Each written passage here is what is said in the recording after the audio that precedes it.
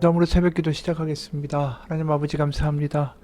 오늘도 하나님의 말씀을 깨달아 알고 그 말씀 가운데 살아가고 그 말씀을 먹으며 우리 삶 가운데 변화가 있고 세상과 주변을 바라보는 우리의 삶의 관점들이 변화되는 시간 되게 도와주옵소서. 똑같은 말씀이 아니라 살아있는 나를 향한 말씀으로 들리게 하시고 오늘 하루도 하나님 가운데 거하며 하나님을 맛보며 살아가는 만나를 먹는 이스라엘 백성의 삶이 될 수 있도록 주님 인도하여 주옵소서. 예수님 이름 받들어 기도합니다. 아멘. 오늘 로마서 11장 25에서 36절입니다. 로마서 11장 25절에서 36절입니다. 형제들아 너희가 스스로 지혜 있다 하면서 이 신비를 너희가 모르기를 내가 원하지 아니하노니 이 신비는 이방인의 충만한 수가 들어오기까지 이스라엘의 덜어는 우둔하게 된 것이라. 그리하여 온 이스라엘이 구원을 받으리라. 기록된 바 구원자가 시온에서 오사 야곱에게서 경건하지 않은 것을 돌이키시겠고 내가 그들의 죄를 없이 할 때에 그들에게 이루어질 내 언약이 이것이라 함과 같으니라. 복음으로 하면 그들이 너희로 말미암아 원수된 자요 택하심으로 하면 조상들로 말미암아 사랑을 입은 자라. 하나님의 은사와 부르심에는 후회하심이 없느니라. 너희가 전에는 하나님께 순종하지 아니하더니 이스라엘이 순종하지 아니함으로 이제 긍휼을 입었는지라. 이와 같이 이 사람들이 순종하지 아니하니 이는 너희에게 베푸시는 긍휼로 이제 그들도 긍휼을 얻게 하려 하심이라. 하나님이 모든 사람을 순종하지 아니하는 가운데에 가두어 두심은 모든 사람에게 긍휼을 베풀려 하심이로다. 깊도다 하나님의 지혜와 지식의 풍성함이요 그의 판단은 헤아리지 못할 것이며 그의 길은 찾지 못할 것이로다. 누가 주님의 마음을 알았느냐? 누가 그의 모사가 되었느냐? 누가 주께 먼저 드려서 갚으심을 받겠느냐? 이는 만물이 주에게서 나오고 주로 말미암고 주에게로 돌아감이라. 그에게 영광이 세세에 있을지어다. 아멘. 우리가 오늘 본문을 볼 때 아주 유명한 구절이 하나 나오죠. 29절 하나님의 은사와 부르심에는 후회하심이 없느니라. 하나님의 택하심에는 후회하심이 없다라는 말씀이죠. 이미 우리가 여러 차례 이야기했지만 이걸 어떤 하나님의 예정론처럼 생각을 해서 하나님이 어떤 사람은 선택하시고 어떤 사람은 버리기로 다 예정하셨다. 그리고 예정하신 이에게는 결코 하나님이 그 예정을 물으시지 않는다. 뭐 이런 식의 이야기로 해석하는 사람들이 있습니다. 하지만 우리가 이미 여러 번 본 대로 하나님의 택하심은 항상 그 자비를 택하신다는 뜻입니다. 어떻게든 우리를 살려는 방향으로 선택하신다. 그게 하나님의 택하심이라는 거죠.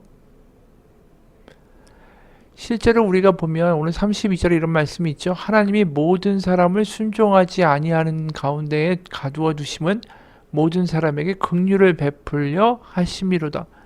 그러니까 하나님의 선택의 주 동인, 모티베이션이 되는 것은 한마디로 자비와 긍휼을 베풀고자 하시는 하나님의 마음이다라는 것입니다. 그렇기 때문에 하나님이 항상 어떤 상황이든 자비와 긍휼을 선택하셔서 그 자비를 베풀고 긍휼을 베풀고자 하시면서 그 열심을 포기하지 아니하는 분이다. 실제로 우리가 구약을 보면 이스라엘이 얼마나 완악합니까?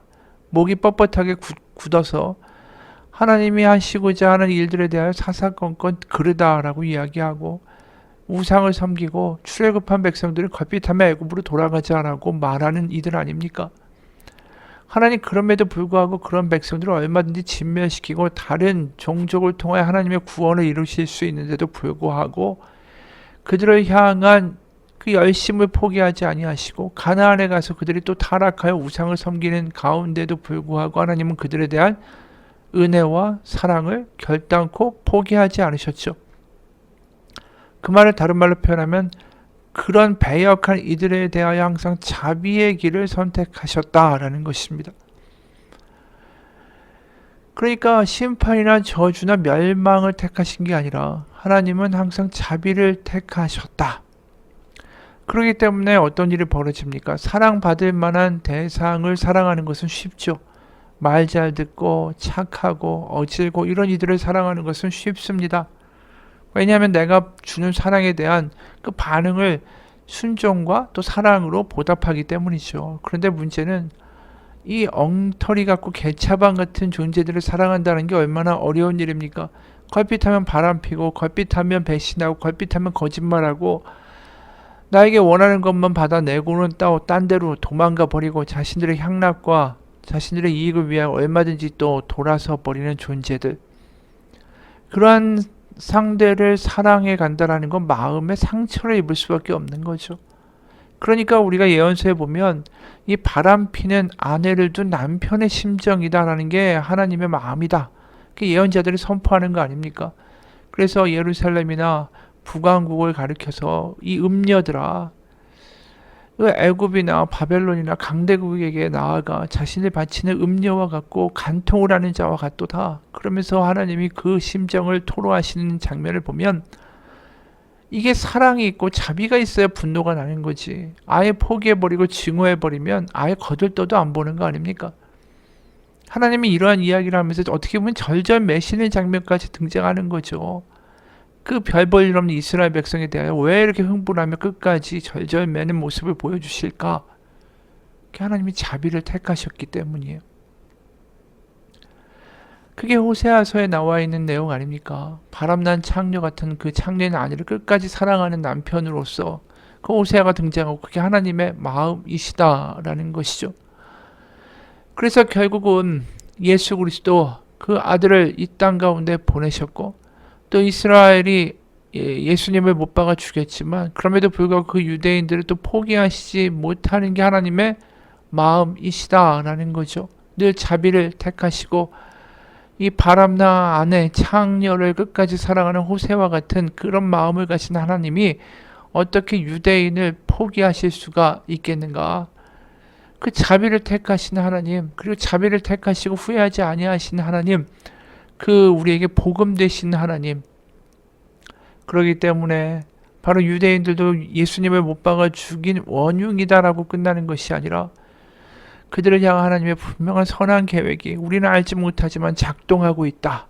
이 말을 지금 사도 바울이 하는 거예요. 그리고 그러한 유대인들을 끝까지 품고 끌고 가고 포기하지 아니하시는 하나님이 우리에게 복음이고 그런 하나님이 구약의 하나님이고 또한 신약의 하나님이 되셔야 되는 거죠. 어떻게 구약에서는 다른 하나님이고 신약에서는 또 다른 하나님이 되실 수가 있겠습니까?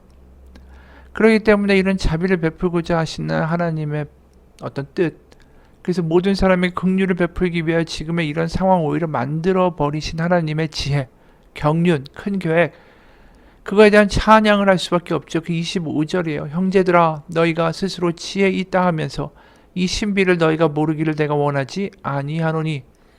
십자가에 담긴 신비, 결국 하나님이 모든 백성을 구원하여 하나님의 긍휼 받는 자로 자녀로 회복시키고자 하신 하나님의 그 놀라운 계획, 신비, 그거를 알기 원한다. 그래서 이 신비는 이방인의 충만한 수가 들어오기까지 이스라엘의 더러는 우둔하게 된 것이라. 결국 이방인들을 먼저 받아들이기 위하여 이스라엘이 그런 짓을 하게 된 거고 또 때가 되게 되면 이스라엘도 돌아올 것이다 라는 말씀이죠. 그래서 26절 그리하여 온 이스라엘이 구원을 받으리라 기록된 바 구원자가 시온에서 오사 야곱에게서 경건하지 않은 것을 돌이키시겠고. 여기에 이스라엘이 어떤 이스라엘입니까? 온 이스라엘이 구원을 받게 될 것이다. 그러니까 이방인의 선교가 이제 마무리가 되고 이방인들이 하나님을 알게 되면 그 다음에 야곱의 후손, 바로 이스라엘 자손의 회복의 때가 이어지게 될 것이다 라는 것입니다. 이사야 59장 20절 21절 보면 이런 말씀이 있어요. 이사야 59장 20, 21 주님께서 시온의 속량자로 오시고 야곱의 자손 가운데서 죄를 회개한 사람들에게 오신다. 주님께서 하신 말씀이다. 주님께서 말씀하신다. 내가 그들과 맺은 나의 언약은 이러하다. 너의 위에 있는 나의 영과 너의 입에 담긴 나의 말이 이제부터 영원토록 너의 입과 너의 자손의 입과 또 그 자손의 입에서 떠나지 않을 것이다. 주님께서 하신 말씀이다. 그러니까 하나님이 결국 그 시온에 돌이킨 사람들에게 오실 것이다 라는 말씀이죠. 그 이사야의 비전을 가지고 말씀하는 거예요. 오늘 사도 바울이. 그래서 27절에 내가 그들의 죄를 없이 할 때에 그들에게 이루어질 내 언약이 이곳이라 함과 같으니라. 그 이사야의 말씀을 분명하게 인용하는 거죠. 이 대목에서. 그래서 이스라엘은 이사야의 언약처럼 돌아올 것이다. 예언처럼 돌아올 것입니다. 이렇게 말하고 28, 29 복음으로 하면 그들이 너희로 말미암아 하나님과 그러니까 원수된 자요 택하심으로 하면 조상들로 말미암아 사랑을 입은 자라. 그러니까 이방인들을 구하기 위해서 원수의 자리에 섰지만 결국 하나님이 택하시면 후회가 없고 하나님의 완성의 계획 가운데 들어있기 때문에 그들이 사랑을 입은 자고 그래서 29절 하나님의 은사가 부르시면 후회하심이 없느니라. 택하신 이스라엘을 결코 포기하시지 않는다라는 뜻입니다. 그러면서 동시에 말하는 건 뭐냐면 스스로 이 로마 교회 안에서 이방인 기독교인들이 나는 저 절기 법을 지키고 정결례 때문에 음식을 가려 먹고 어떻게 보면 믿음으로 구원받는데 자꾸만 율법으로 돌아가고자 하는 저들이 믿음이 없다라고 생각한다라면서 조소하고 조롱하고 비하하는 짓을 하지 말라는 거예요. 왜냐하면 유대인들이 결코 저버림받은 자들이 아니고 열등한 믿음을 가진 사람들이 아니고 하나님은 그들을 택하셨고 그들을 돌이켜서 돌아오게 하실 것이기 때문에 이방인 기독교인들로 하나님 믿으면서 교만을 떨지 말라는 거죠. 그러니까 결국 하나님은 어떤 하나님입니까? 유대인에게도 분명한 계획과 자비와 긍휼을 갖고 계신 하나님이고 결국 메시아를 믿게 돼서 결국은 이방인들의 수가 차면 돌아오게 하실 것이다. 30절 너희가 전에는 하나님께 순종하지 아니하더니 이스라엘이 순종하지 아니함으로 이제 긍휼을 입었는지라. 기회가 이래서 왔다는 거죠. 31절 이와 같이 이 사람들이 순종하지 아니하니 이는 너에게 베푸시는 긍휼로 이제 그들도 긍휼을 얻게 하려 하심이라. 이제 하나님의 긍휼이 너에게 갔으면 다시 이스라엘을 향한 긍휼이 시작될 것이다. 32절 하나님이 모든 사람을 순종하지 아니하는 가운데 가두어 두심은 모든 사람에게 긍휼을 베풀려 하심이로다. 여기에 모든 사람이라고 분명히 말하죠. 여기에 누구에게는 구원이 예정되어 있고 누구는 버림받도록 다 결정되어 있다라고 말합니까? 아니죠. 모든 사람이 바로 긍휼을 모든 사람에게 긍휼을 베풀려고 하나님이 예정하셨다, 택하셨다 이런 뜻이에요. 그러니까 오늘 말씀을 보게 되면 눈앞에 보이는 유대인들이 예수님을 죽인 이 사건에 집중하는 것이 아니라 이 십자가 부활을 통해 하나님이 이루실 놀라운 큰 계획이 창세기부터 요한계시록까지 펼쳐지고 있다. 그 수십 년 길어야 사는 이러한 인간이 그것을 헤아릴 바가 못 된다. 그래서 33절 깊도다 하나님의 지혜와 지식의 풍성하며 누가 주께 먼저 들여서 갚으심을 받겠느냐. 이는 만물이 주에게서 나오고 주로 말미암고 주에게로 돌아감이라. 그에게 영광이 세세히 있을지어다 하면 주님이 시작하셔서 주님이 이루시고 주님이 완성하시고 주님이 회복하실 것이다. 결국 창조 때 만들어진 그 에덴 동산에 하나님을 사랑하고 이웃을 사랑하는 하나님의 아름다운 그 공동체의 모습으로 다시 하나님이 우리들을 자녀의 자리로 에덴 동산의 자리로 회복의 자리로 새로운 창조의 자리로 결국 다 회복시키시고야 말 것이다. 그 가운데 하나님이 오래 참으시고 인내와 자비와 긍휼로서 그 일을 만들어가고 계시다. 그 말씀이에요. 그게 탕자를 다시 아버지 집으로 부르기 위하여 오신 우리의 맏아들, 하나님의 맏아들이신 예수님의 모습 아니겠어요? 우리가 오늘 이 본문을 보면서 느껴지는 게 뭡니까? 하나님은 항상 자비, 우리에게 선한 아버지시고 하나님의 선한 계획이 작동하고 있고 믿는 자를 하나님이 결코 버리시지 않으며 우리가 보이는 이 어떤 상황이 우리의 근시안적인 기준에서는 이해가 안 갈 수 있지만 하나님은 모든 것들을 합쳐서 선을 이루실 하나님이시며 하나님의 커다란 계획과 경륜이 지금도 작동하고 있다. 그걸 믿으라는 거죠. 그게 믿음이라는 것입니다. 고아가 되어 까다로운 성격의 고모의 손에서 자란 한 소녀가 있었어요. 고모는 조카를 정성껏 키웠지만 고모 자신이 워낙 상처가 많은 여자라 이 조카의 마음에 아주 상처를 많이 줬죠. 고모에 대해서 이제 원망과 상처가 워낙 많았던 이 소녀가 이 예수님을 믿고 제일 먼저 한 게 이 고모를 용서한 일이에요. 그리고 사랑해야 한다라는 거 깨달았죠. 근데 아무리 노력해도 이 고모를 용서하고 사랑할 수가 없는 거예요. 말하는 거 들을 때마다 막 마음에 이 상처가 오고 과거가 떠오르고 자극이 되고 금식도 하고 기도도 하고 했지만 잠깐뿐이고 고모를 만나면 막 분노가 안에서 들끓는 거죠. 어느 날 이 소녀가 모든 문제를 자신의 노력으로 하고자 하는 걸 포기하고 자기 자신은 죽고 나와 함께 하시는 예수님, 내가 예수님 믿습니다라고 기도하기 시작했어요. 이렇게 예수님 저는 죽었습니다. 제 안에 예수님만 사십니다. 문을 열면 제가 고모를 만나지 않고 예수님께서 고모를 만나주세요. 근데 그런 기도를 하고 나서부터 놀랍게 고모의 잔소리나 매진 말, 아주 모진 말을 들어도 화가 안 나고 오래 자신을 위해서 젊음을 희생한 그 고모에 대해서 또 고모가 어려서 굉장히 그 부모에게 힘든 삶을 살았을 것을 느껴지면서 불쌍하고 긍휼하고 감사한 마음이 들기 시작한 거예요. 그러니까 이 소녀의 반응이 달라진 거죠. 그러니까 그 소녀를 보고 이 고모가 결국 예수님을 믿게 되는 일이 벌어졌어요. 우리가 볼 때는 이 소녀가 불행하고 안 됐고 저주받은 것 같고 힘들고 왜 저런 고모 밑에서 살아야 하는가?